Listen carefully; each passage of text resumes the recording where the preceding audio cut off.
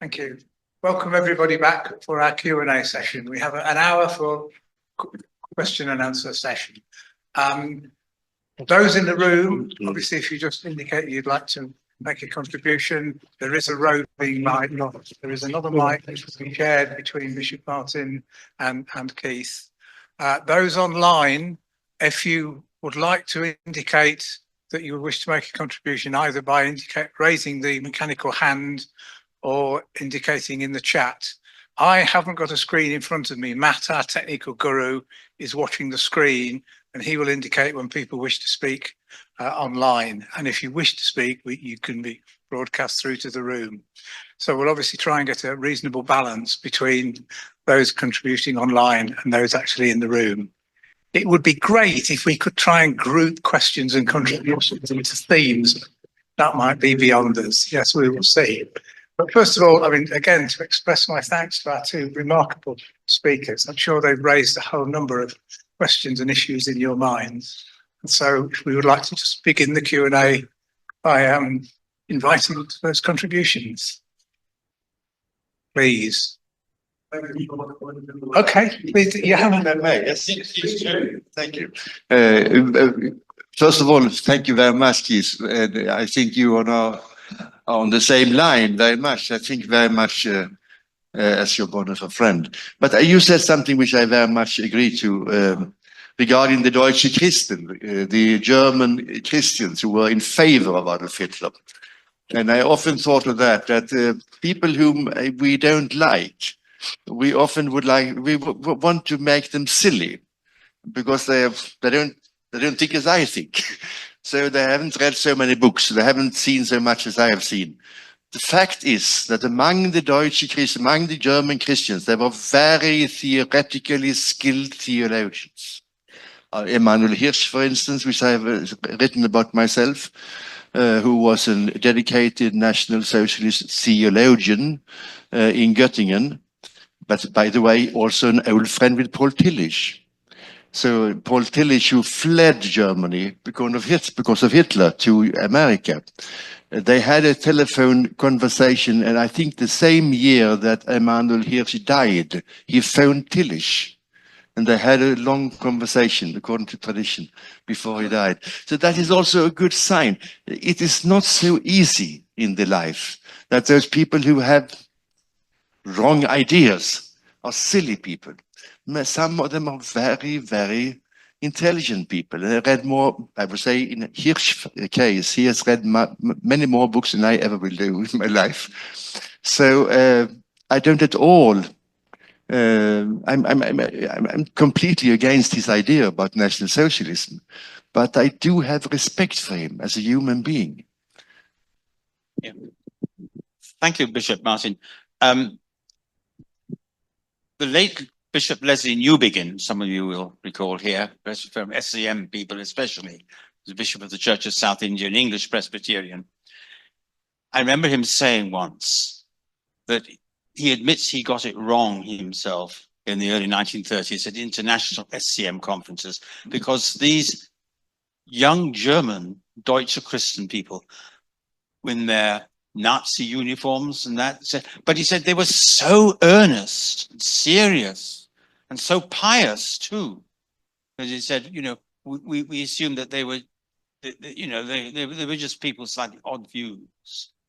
Now, I think it's fair to say Bonhoeffer disagreed with such people, not as individuals, he said, but on theological grounds, that they had got the church totally wrong. And in that respect, Bonhoeffer would not compromise.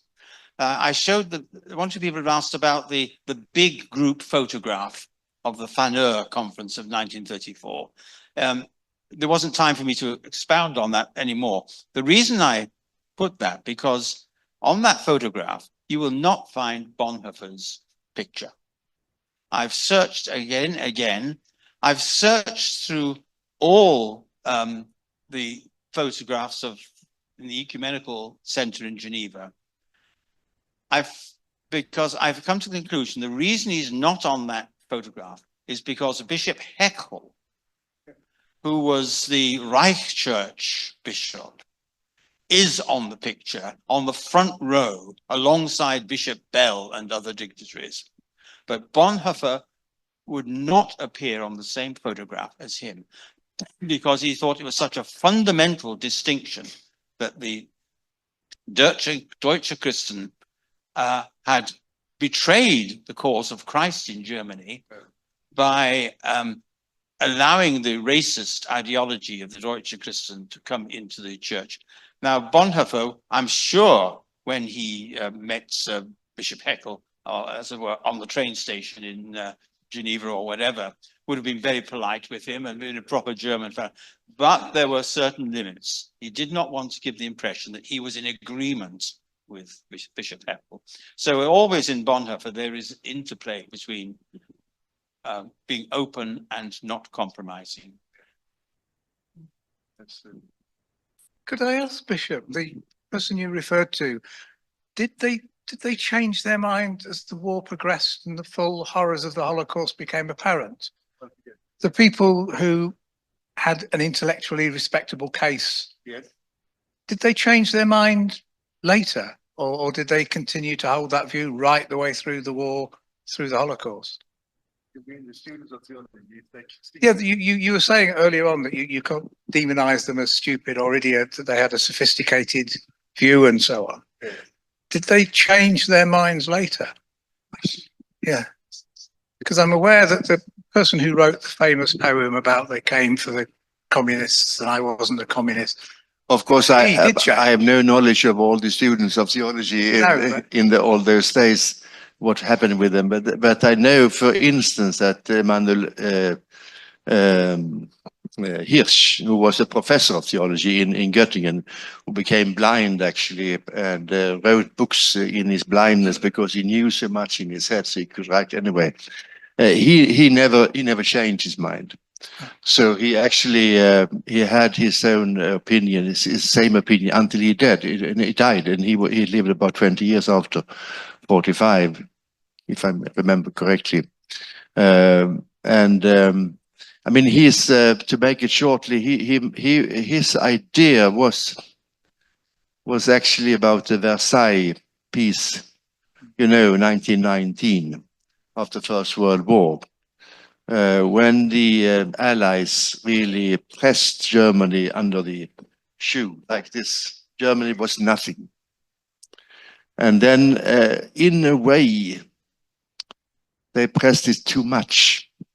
Germany had certainly made a wrong decision. The Emperor of Germany had started the First World War. It was very bad.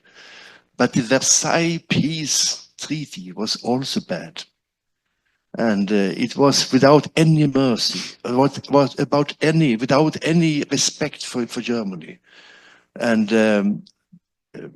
I don't criticize them because I don't know what I have done myself in that case. I don't know, but I can see that we should never do so with each other as they did, because they gave the birth of National Socialism. People were so pressed down. So when Hitler said, "We are a country of culture," and we Mozart and whatever it was, they raised up and they said, "Well, he is our man." So I think many theologians changed their minds after 45. Many did that, but not all. Thank you. There are 2 people in the room and Matt has 2 online. So if I take the 2 online first, Matt, and then we'll go to Adam and Ben. The 2 online are both on the kind of theme of how Bonhoeffer works for us today. So Daniel asked, in the light of Bonhoeffer's decision to return to Germany, how might we think about the balance and struggles between safety, Christian responsibility, and the love for one's homeland, especially for people from places like Hong Kong and Ukraine today? And then the second one was from John, who asks, arguably the biggest reason for the rise of the National Socialism was the Great Depression. In these times of economic turmoil and increasing inequality, how can we speak to the appeal of the far right today? Oh, did you not hear? Sorry, yeah, Matt, can you repeat? Yeah, could you repeat them a bit louder, the questions? Sorry. So the first one was, in the light of Bonhoeffer's decision to return to Germany, how might we think about the balance and struggles between safety, Christian responsibility, and the love for one's homeland, especially for people from places like Hong Kong and Ukraine? And the second one was, arguably the biggest reason for the rise of the National Socialism was the Great Depression. In these times of economic turmoil and increasing inequality, how can we speak to the appeal of the far right today?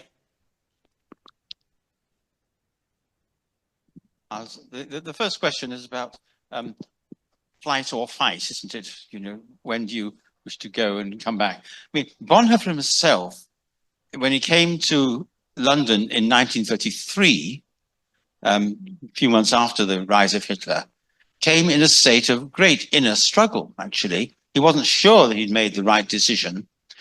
Karl Barth was exceedingly annoyed with him, told him to get back on the next boat, or the next but one boat back to Germany.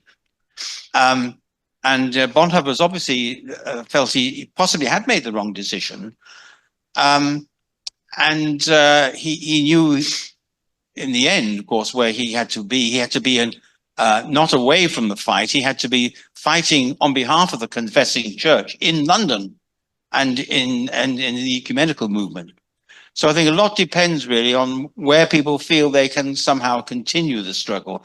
And I think Bonhoeffer would say, you can't lay down a law on this. It depends on each person must make his or her own decision on this. The same was true with his going to America in 1939, when he was in two minds about whether he should have gone at all. Very soon came to the conclusion that with a combination of homesickness and reading his Bible and praying, that he ought to go back to Germany. That is where I live, he said. So it much depends on people's circumstances, but I'm sure he would never have said it was wrong for you to leave your homeland. It depends why the way you can still witness and carry on that witness. So you can't sort of make a hard and fast rule about it. I remember once I've told one of the people about this.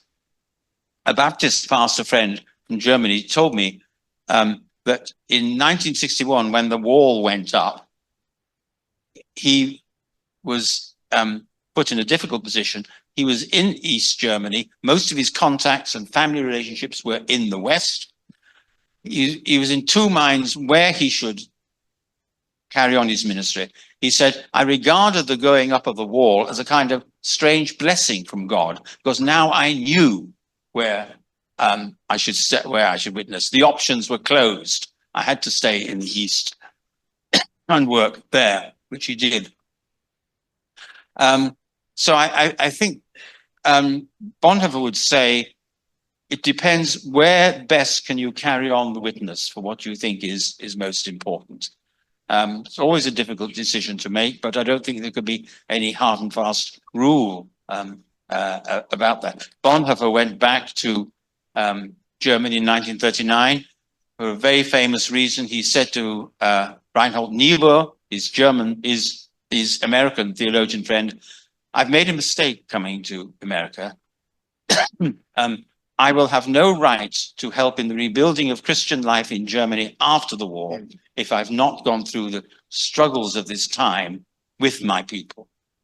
And it's often speculated whether he was thinking about the resistance or not. He was not aligned with the resistance at that point, but he was very soon afterwards. But I think it's those sort of questions which Bonhoeffer's attitude helps us to shape, I think, our answer to them. Now, the other difficult one, I'm going to ask you, the bishop. This is what bishops are for. What is the other one? The other one about how do we respond to far right's appeal in times of increasing economic difficulty and disparities? How do we respond to them? In the light of what Hitler was able to do in Germany, by manipulating to his own wishes, the economic plight of the unemployed, particularly.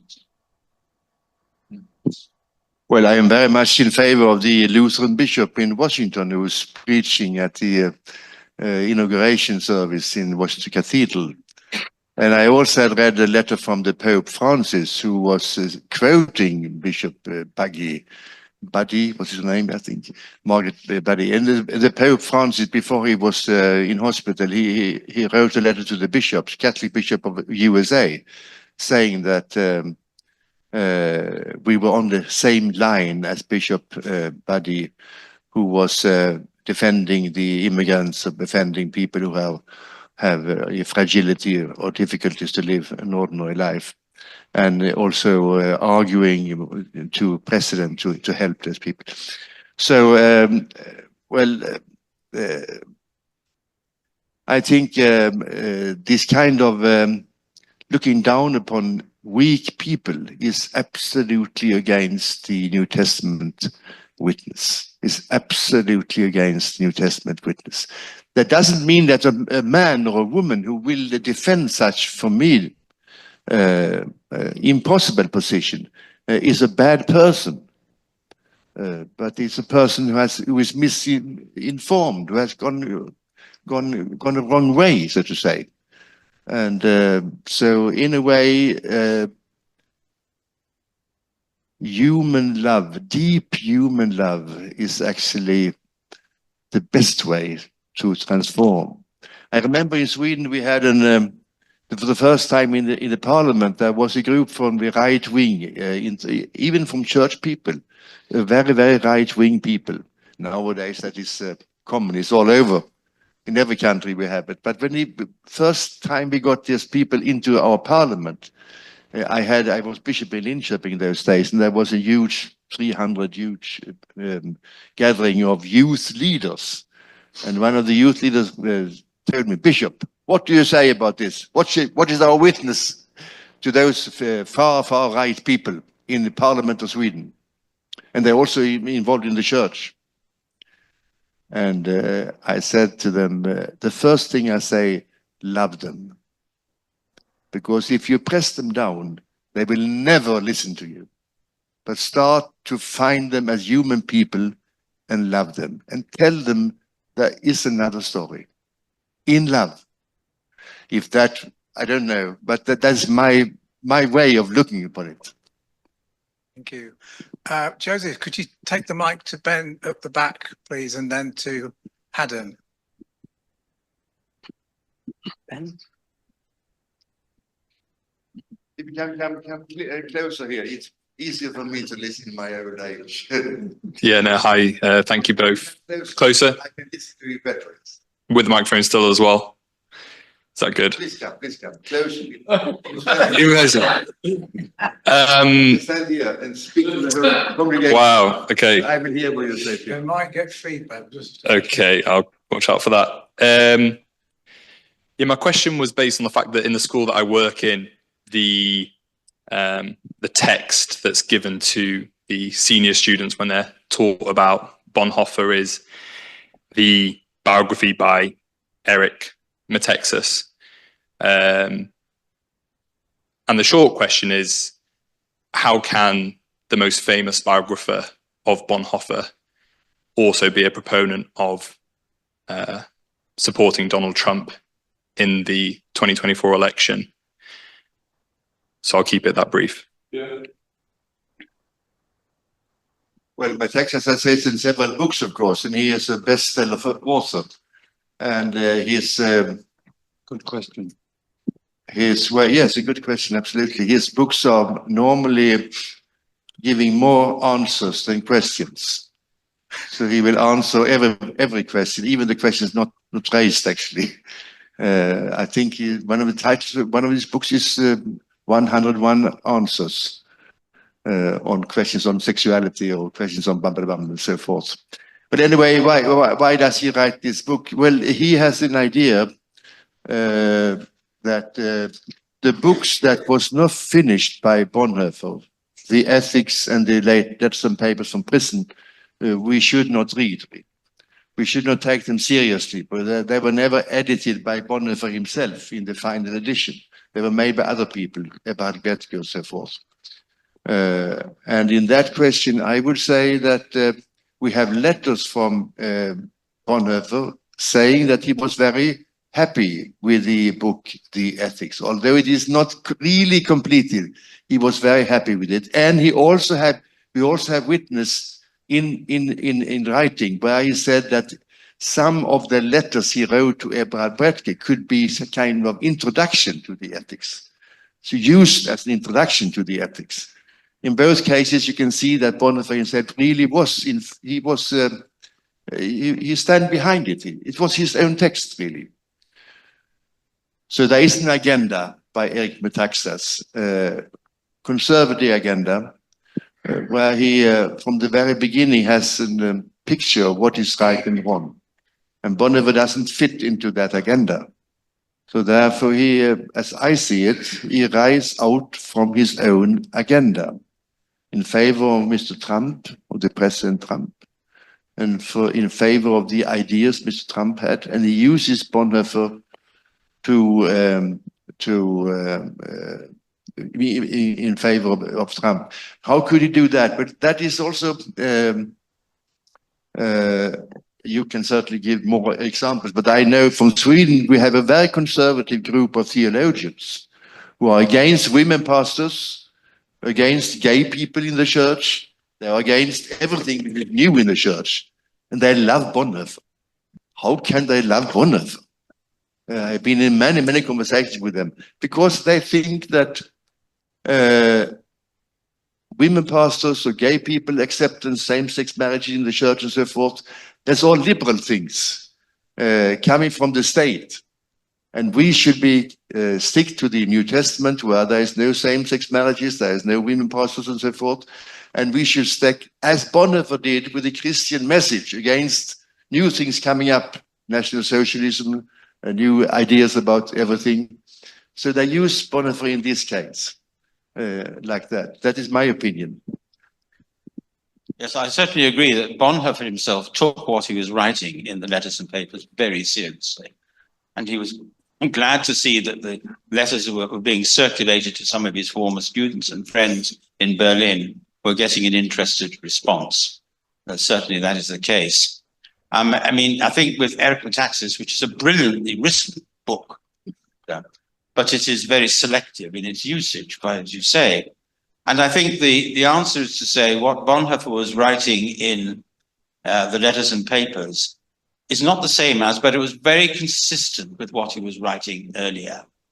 I say you don't have to simply take it at face value, but as I was trying to say in my talk, he was talking about the lie that was being raising its head like a snake and coiling itself.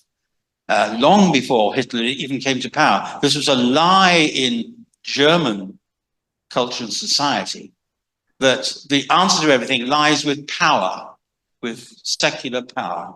The church will be safe if it aligns itself with secular power.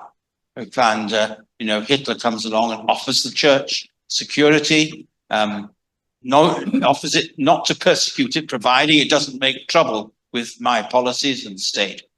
A very seductive offer. And I think people are very easily seduced by thoughts, not of necessarily being powerful themselves, but of being in alliance with power and security of that sort. The other thing I would want to say is, in the light of Bonhoeffer's poem, which I quoted from, we saw the lie raise its head and did not honor the truth. It's not just the far right that is the trouble. The problem is often not quite so far right, who are taken in by the far right. It was very interesting, just to change the context, study made by a Mennonite and a Catholic sister in Ireland about the dynamics of sectarianism in the Troubles in Ireland.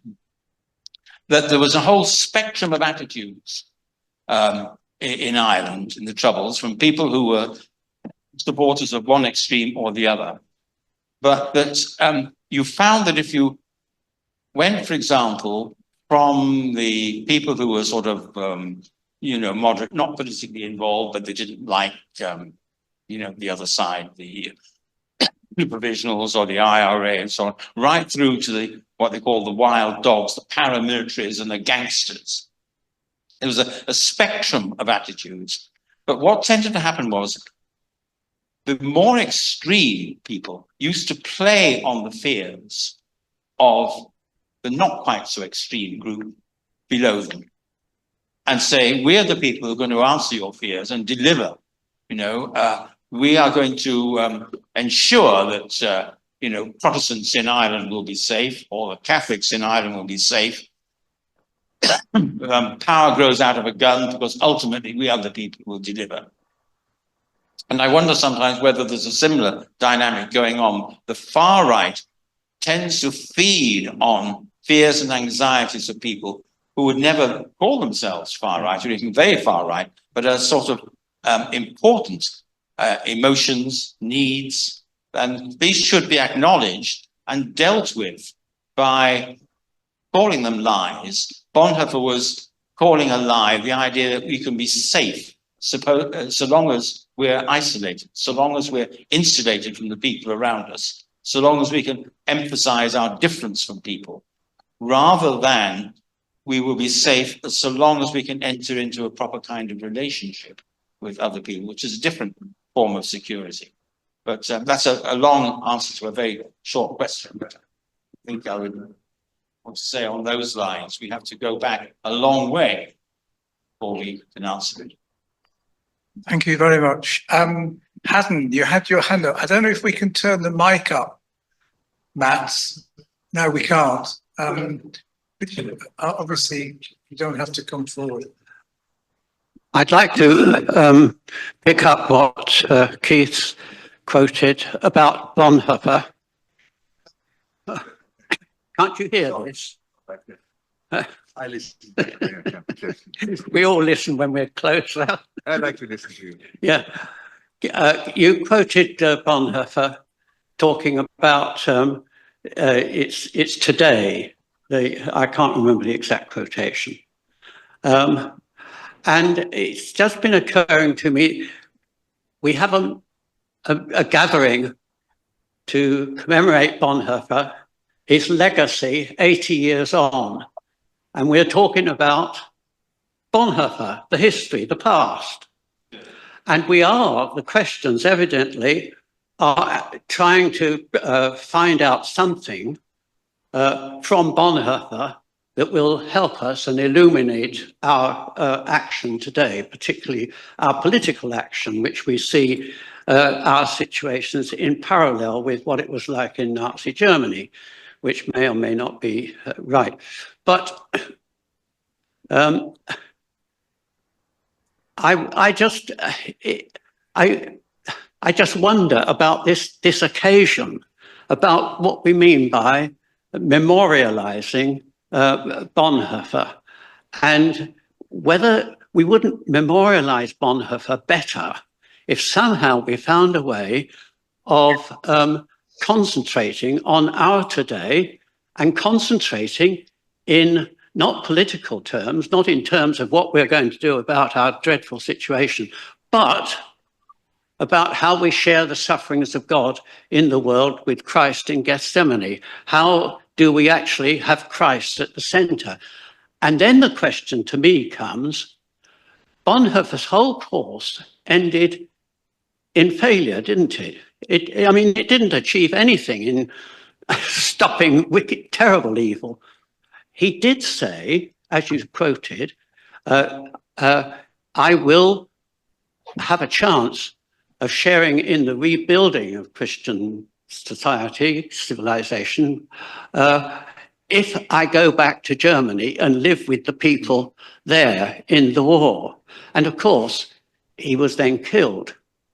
And it's interesting, isn't it? It is a question, what has his contribution been to the rebuilding of anything like Christian civilization since 1945? But it's this question of how we memorialize today and whether Bonhoeffer doesn't actually require us to face up to the fact that whether we're good people or Christians, we're likely to be defeated in this world, not to fail, that the problems we're faced with are not necessarily soluble. Yes, Soluble. We can't put it right.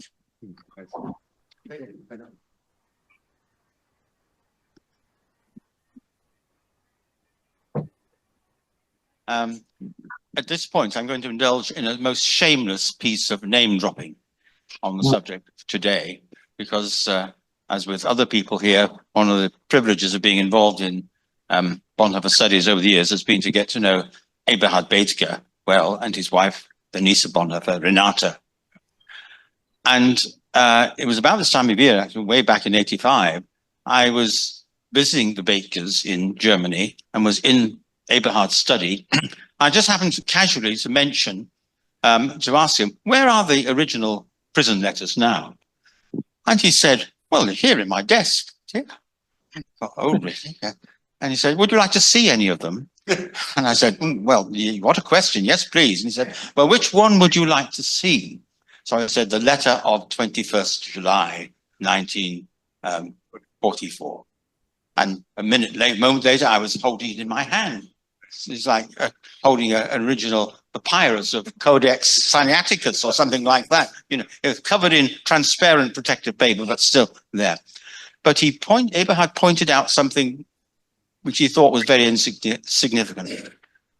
Our English translations, even the most recent ones, tend to say, open with translating Bonhoeffer saying, all I want to do today is send you a short greeting.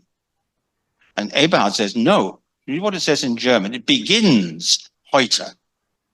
Today, I will just send you a short greeting. He said that is the most significant thing. He's writing for today, this most fateful day when I know that my fate is likely to be sealed and all that we've spoken about is ending in failure.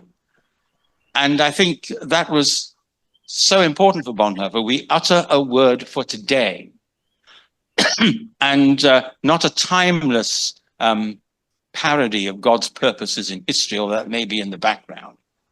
But we cannot avoid the responsibility of speaking for today, out of today and for today. There will be other todays we must speak to, but today is the one we must be concerned about. But I think Haddon's point is very interesting. It did end in failure in many ways. The conspiracy and the bomb plot and so on. But of course, remember, there was a lot more to Bonhoeffer's resistance than just that event. It was Bonhoeffer calling for a reorientation of our understanding of the church in the world, and a humiliation for the church, which must become a creative humbling for the church of today. Where he says the church of tomorrow, and he's looking forward. This is this sort of thing. Bonhoeffer was always looking forward, beyond the war, beyond the crisis, beyond Hitler. What must the church today of tomorrow be like? No big grandiose programs for reorganizing the world. We must talk about modesty, mediation. We must talk about helping people in humility. He calls for a low-key kind of witness of the churches in society. And I think that was important. And that's part of the legacy he's left us, which we may not have fully claimed yet as churches. We would like the big answers for the world to be, issuing from our mouths and our synods and conferences and so on. We may have to look much more locally for answers, I think, much more humbly for answers. And I think he's saying, where do we begin with this? There's that remarkable point that I think you quoted it or referred to it, Bishop, in your paper, the view from below, he quotes in his, one of his letters or papers written just before he was imprisoned. And he said to his family and friends who were in the conspiracy, the experience of the last 10 years has taught us something of incomparable value, to see the world from the point of view of the poor, the suffering, and the dispossessed, those who seemingly have no hope. We've learned to see the world from their point of view by becoming somewhat helpless ourselves. Now, that doesn't I don't think it answers your question, Adam, but it gives us a clue as to where we might have to look for the answers in future. But Bishop, No. I just agree with you in so many ways. And first of all, that there's no timeless solution. That is extremely important. There's no timeless solution. And I think Bonhoeffer really can help us to see that, or to realize there's not simple solutions from above, from heaven coming down. Do that, everything will be okay. There's nothing of that. That's a dream. So, and I would say also when 39, when he left, he fled, of course, from Germany in 1939. Absolutely. He couldn't foresee the first, the war, 1st of September. Now the German came to Poland. He couldn't know that. But when he came to USA in, I think it was in June 39, he stayed there 2 or 3 weeks, and then he went back. Why didn't he went? The Nebo and the other people said, please stay with us. But he no, I can't. I must be with my German friends in Germany, where so much is on stake for the moment. So we can learn from him that a Christian solution in society is always to be present among the affected people, and to start to see from below who are the suffering people in this society. How can I be on their side in a fight for a more just society? And also, as you say, it's not really the trumpet thing. It's a humble work we do. Hard work, humble work, as co-workers to God in our society. Thank you. Matt has a couple more questions. Is it possible to put the chat on the screen? Yes, but we're going to take a question from Thomas. Thank you very much indeed. And thank you, Dr. Clements and Bishop Martin, for inspiring contributions to taking Bonhoeffer's witness further. Mention has been made of the suffering in the world, and in particular places where there is terrible war and horrors are happening. Might I ask you, however, to comment on what Bonhoeffer might have responded to in the revival of anti-Semitism in Western society?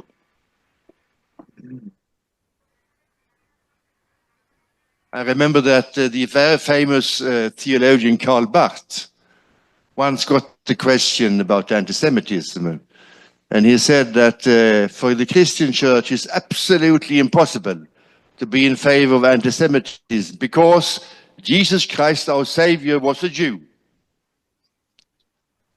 If that question would have been put to Bonhoeffer, I think he would give another answer. He would say it is impossible for the Christian church to be in favor of anti-Semitism because the Jews are human beings. That is something completely different, I would say.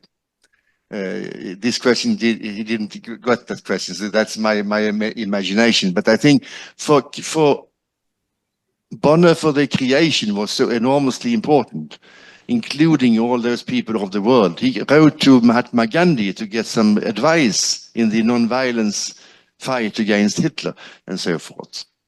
So the question of anti-Semitism is for me a question of humanity, of Jewish. I think Bonhoeffer as I read Bonhoeffer, I see him as a fighter against anti-Semitism on that level.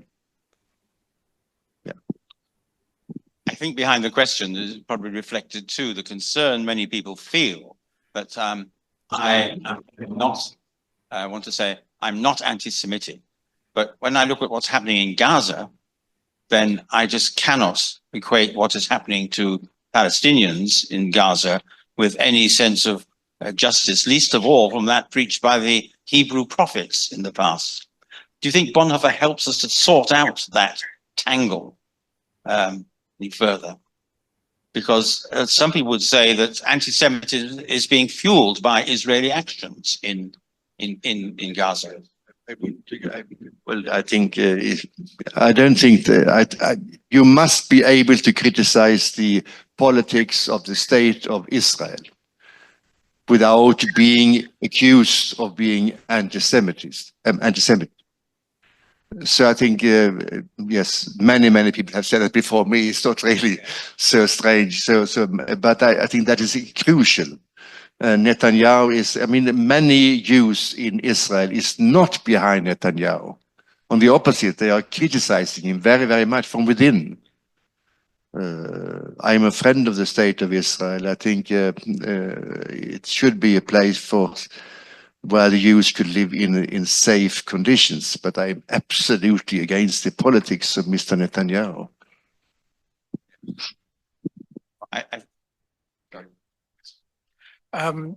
What is Ellie? Yeah.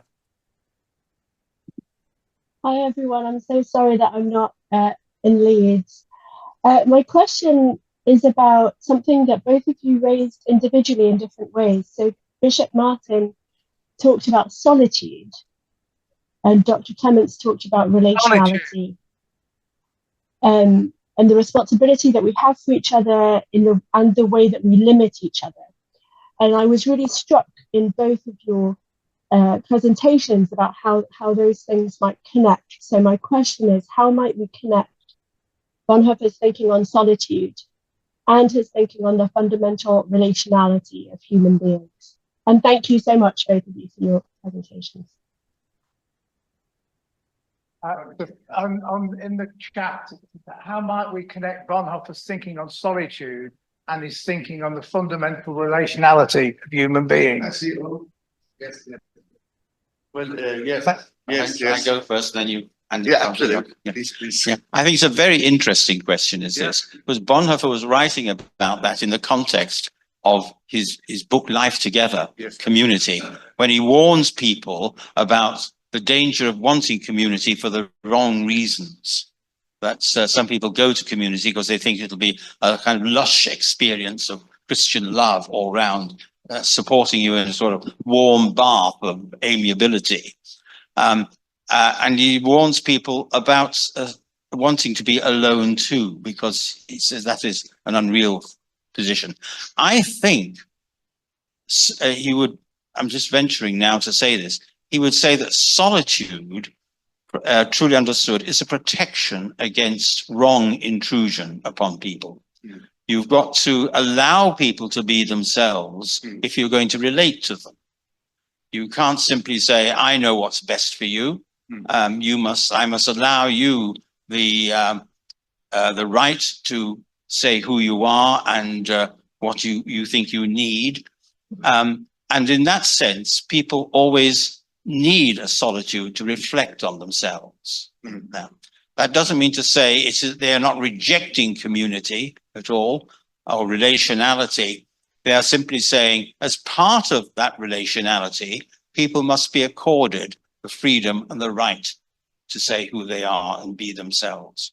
But it's not making an absolute right to be self-assertive, as you were saying, but so the real solitude will be that which enables you at the right time, the right place to relate to others and participate in the building of community. Yes, I can only agree with what you say, actually, 100%, I must say.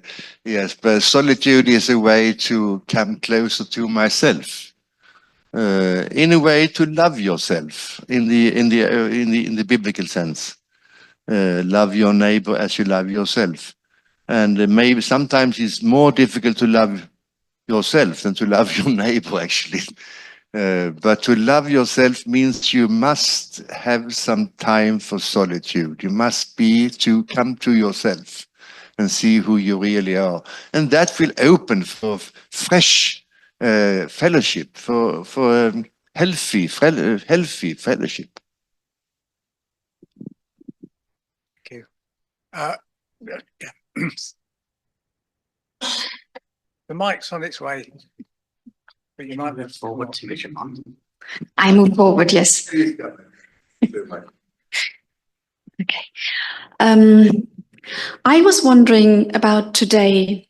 You said I was stricken by your by you saying that Bonhoeffer reached out.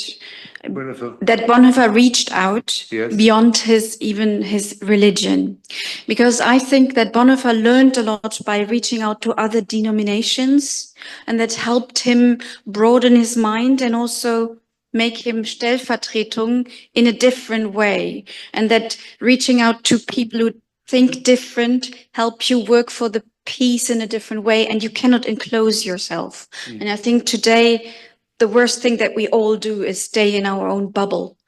So I wonder if you could elaborate a bit more about this question today. If Bonhoeffer was alive, would he rather, especially in this situation regarding Gaza, regarding all these things, ask us to reach out to all the other religions to work on peace, especially in this time, by going beyond our bubble? Your question related? No, it's related to the anti-Semitism. Okay. But I can give you this. All right. Yes, if you'd like to ask your question. Okay, coming back to the question of anti-Semitism, for us in Berlin, the word of Bonhoeffer, which Bethke wrote down, only who cried and shouts for the Jewish, is allowed to sing Gregorianic. This is a very important sentence for us in Berlin, for the church in Berlin, in this difficult situation of growing anti-Semitism.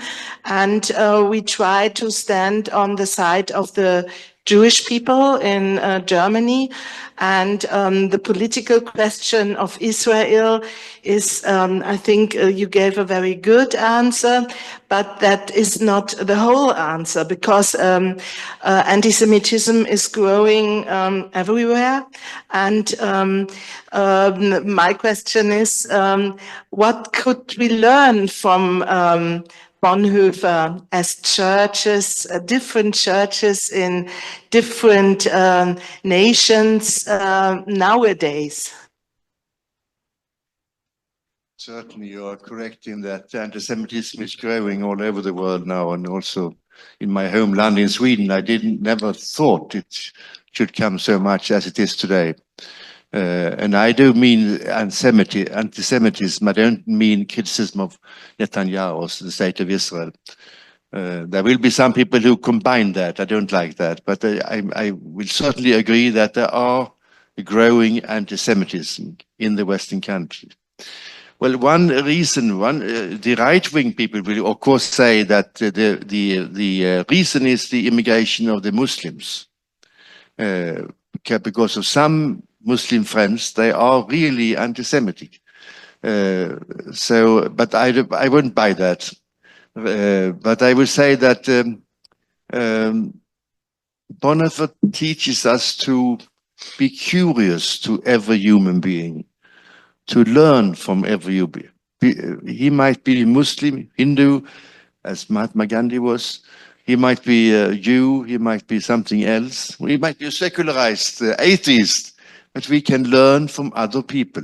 Be curious, learn from him, for her. That I have seen. And also when he was in Rome, for instance, I think mentioned very shortly, he was in Rome as a young boy. He went to Northern Africa and he became friends with some Muslims there in Northern Africa.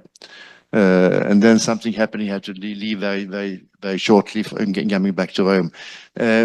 So he had all the time this curiosity of listening to other people, whether they were Christians of different denominations, whether they were non-Christians.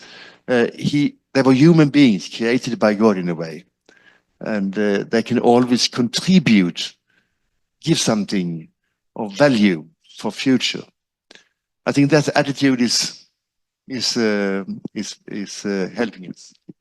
I find it so interesting that it was at the phase of his life when Bonhoeffer was so indebted to Karl Barth. By the word of God alone can God be known. The Barman statement of 1934, Jesus Christ is the one word of God whom we have to hear, trust, and obey in life and in death. Therefore, we reject the false doctrine of the Deutsche Christen and so on. There are other persons, powers, forces. But it was precisely at the same time that he was wanting to go to India to meet Gandhi. And I don't think this was simply because of just out of curiosity. It was because he was reading the Sermon on the Mount at the time and wanted to know from Gandhi and the likes of his in his ashram more about what the Sermon on the Mount means. So it was a very Christ-based interest in other cultures he had. I mean, this often puzzles people about how could the writer of discipleship, or the cost of discipleship, if you like the old title, Bonhoeffer, could be reconciled with his wider sort of reach and interests. In Costs of Discipleship, he writes, the Christian has an exclusive relationship to Jesus Christ and Christ alone. This sounds very dogmatic, very narrow, exclusivist. But read on to the end of discipleship, to this chapter he writes called The Image of God in Us. And you suddenly realize the Christ he is talking about, on whom our allegiance is focused as Christians, is the Christ who embraces the whole world, who identifies on the cross with every human being. This comes out strongly in that final chapter.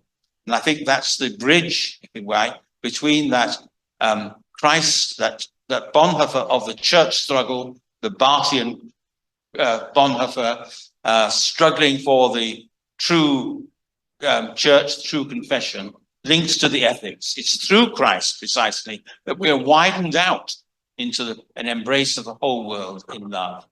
And I think that final chapter of discipleship is the least read and quoted of the parts of that great book. I wish everyone would read it again. Yes, I agree very much. Christ is, of course, the true human, the true man, and the true God.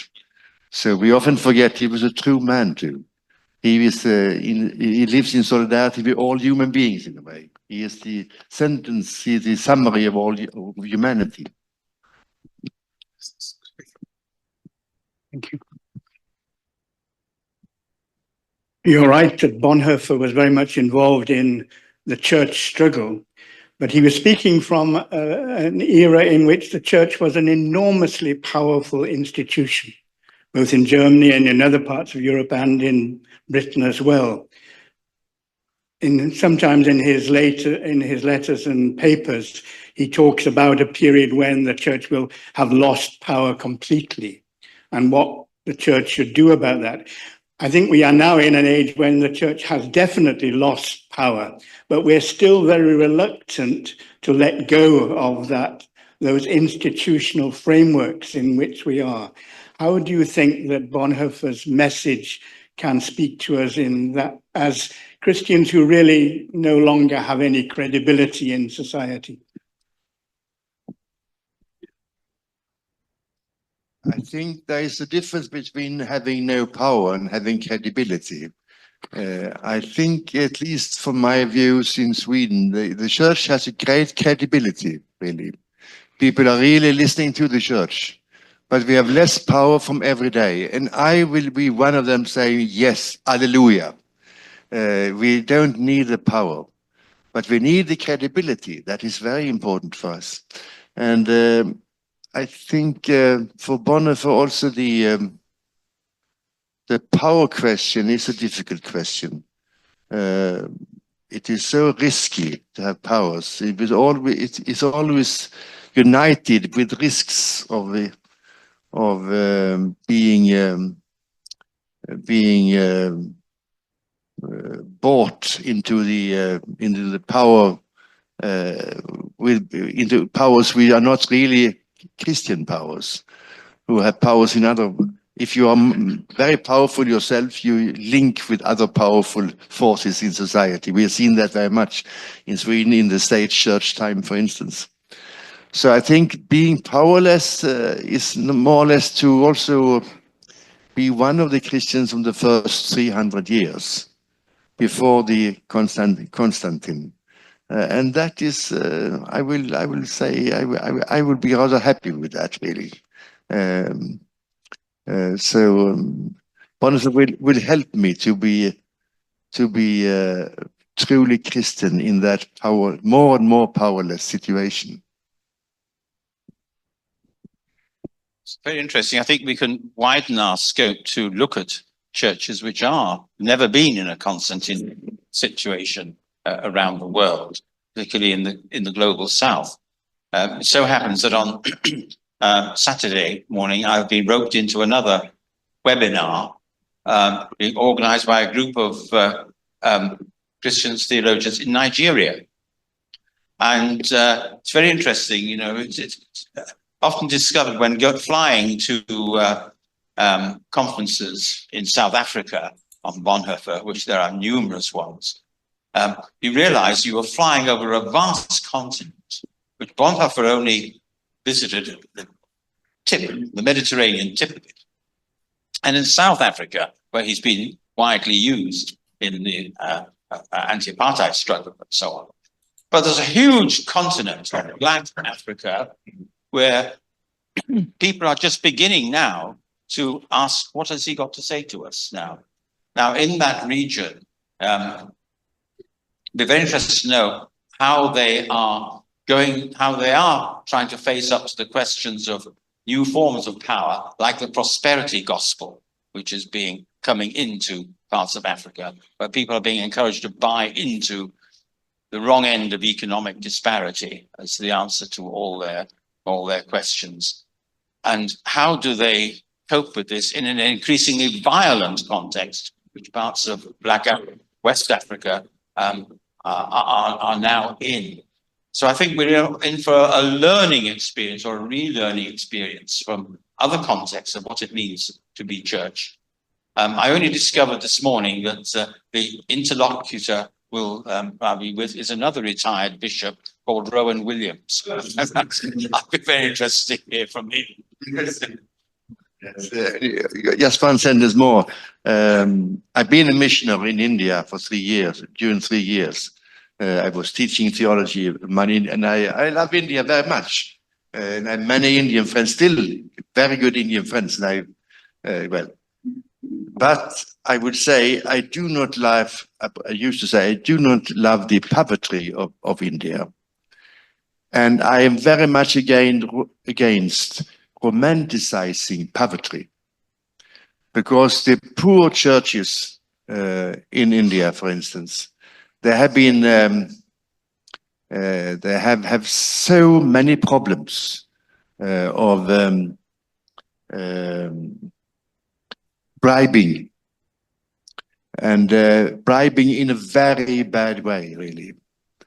So I am in favor of a powerless church, but not really of a poor church. I think we need some money in order to help other people, in order to have our houses, in order to have priests and monasteries or whatever we have. I think all these things are important for us as tools for the work of Christ. Thank you. Joseph has contributed. Thank you. I'm conscious that this is a ridiculous question, but had Bonhoeffer survived, how would he have been remembered today? And indeed, would he have been remembered? Yeah.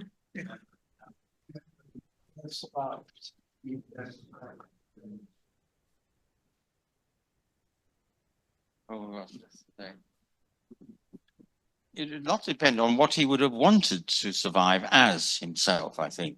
We get these clues, I think, from his writings, I say, in a post-war, post-Hitler situation, where he knew the problem was not whether the church would be persecuted again, whether it would be noticed, and what would it be noticed for. And I think, therefore, he wants to recover the simplicities of gospel living, I think, of humility, straightforwardness, honesty. And he says, you know, avoiding power seeking, the worship of power, he mentions as really demonic for the church. And I think if he'd been wanting to make an impact, it would be along those lines, I think, of what he would be wanting to say to the church.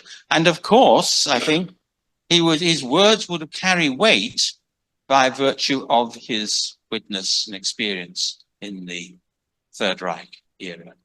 I mean, I wouldn't want to say any more than that. But it's interesting. I mean, in Germany itself, of course, there was a big split between the East and West in the Soviet period.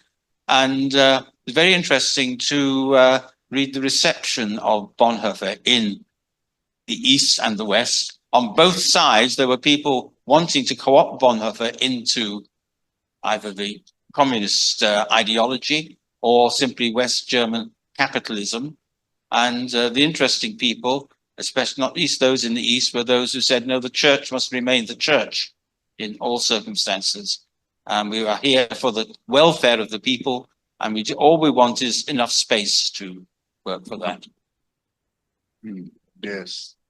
I think he would like to be remembered as a man of simplicity and a man who is in the service of Jesus Christ.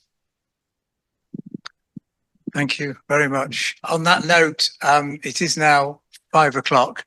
Thank you for your questions, and particularly thank you, Keith and Bishop Martin, for your time yet again and the stimulating answers. Thank you very much.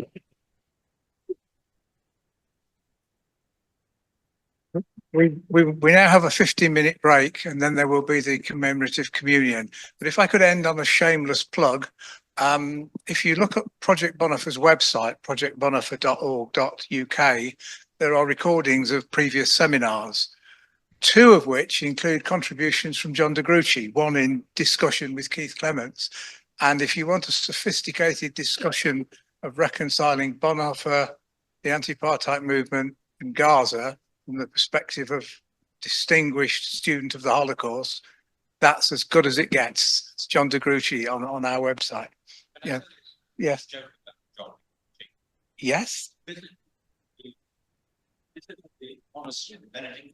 Et al. Once in Germany, in Bavaria, and it was just where Bonhoeffer had worked on his ethics times during the war. And he met a very old brother from the community there and got talking with him and explained why he had wanted to come to Et al. And asked him if he remembered Bonhoeffer there. He said, well, just about vaguely, you know, he could just about remember him. But he said, you wouldn't know which his room was, would you? Where he'd worked, lived and worked. No, I couldn't possibly remember that. So it's a long time ago. We can't even remember where the room was of another member of the community. He mentioned this priest's name, who'd also died in concentration camp, he said. And he's on the list to be beatified by Rome. We don't even know which his room was. He says, but once he's beatified, then we'll know. Thank you very much. We'll reassemble at 5:15 for the commemorative communion.